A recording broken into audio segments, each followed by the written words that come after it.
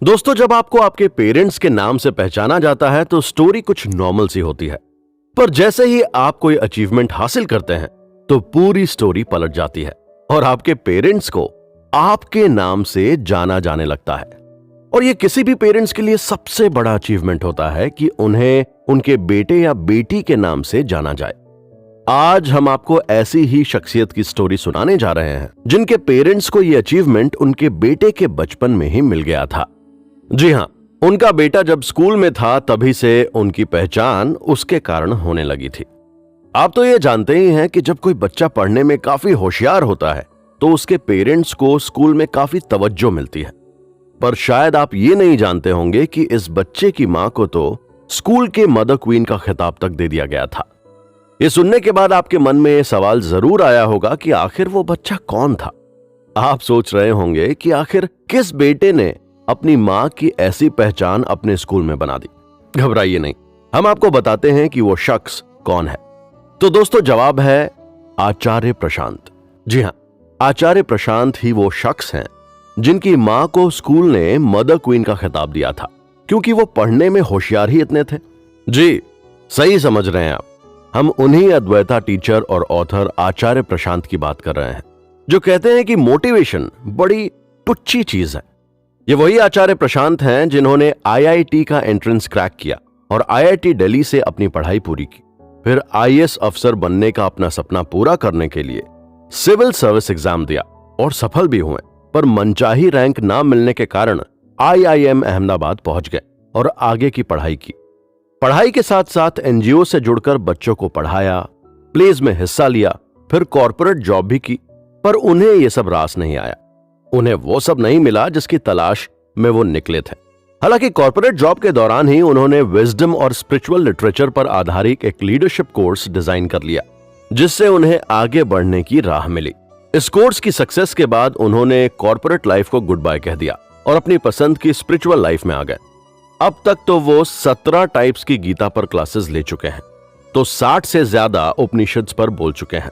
आचार्य प्रशांत का मानना है कि सभी सोशियो पॉलिटिको इकोनॉमिक के साथ ही साथ इंसान के जीवन में आने वाली फिजिकल प्रॉब्लम्स का भी सॉल्यूशन गीता और उपनिषद्स की रीडिंग, अंडरस्टैंडिंग और इंप्लीमेंटिंग में है।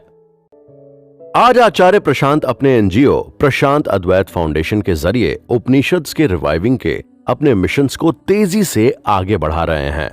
प्रशांत अद्वैत फाउंडेशन के जरिए वेदांता पढ़ाने के लिए इन हाउस कोर्सेज तो चलाए ही जाते हैं, साथ ही साथ इस एनजीओ ने इंडिया में टॉप इंजीनियरिंग और मैनेजमेंट इंस्टीट्यूट्स के साथ कोलैबोरेशन किया है और वहां के स्टूडेंट्स को बिना किसी फीस या डोनेशन के वेदांता पढ़ाते हैं।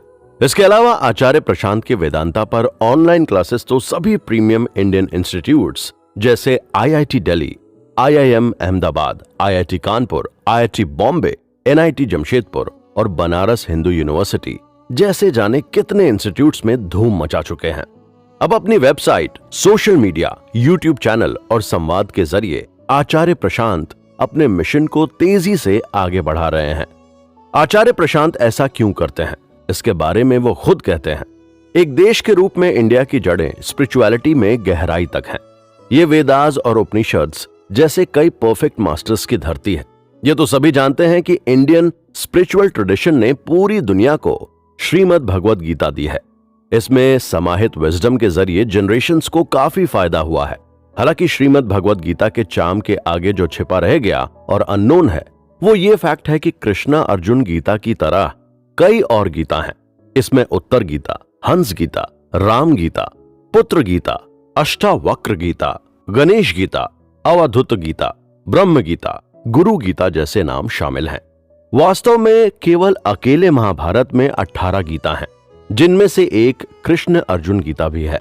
ऐसे में जब आज पूरी दुनिया सभी मोर्चों पर क्राइसिस का सामना कर रही है और ग्लोबल पैंडेमिक ने ऐसे सवाल पूछने के लिए मजबूर कर दिया है जिन्हें पहले की जनरेशन्स ने इग्नोर किया, तो स्पिरिचुअल लीडर आचार्य प्रशांत आगे आए और उन्होंने कॉन्टेम्पररी प्रॉब्लम्स को उपनिषद्स और गीता की टाइमलेस टीचिंग से रिजॉल्व करने पर जोर दिया।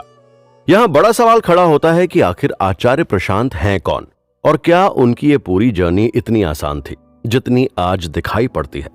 अगर नहीं तो उन्हें किन चैलेंजेस का सामना करना पड़ा? इन्हीं सब सवालों के जवाब हम आपको अपने अगले एपिसोड में जरूर देंगे। इसीलिए बने रहिए हमारे साथ और सुनते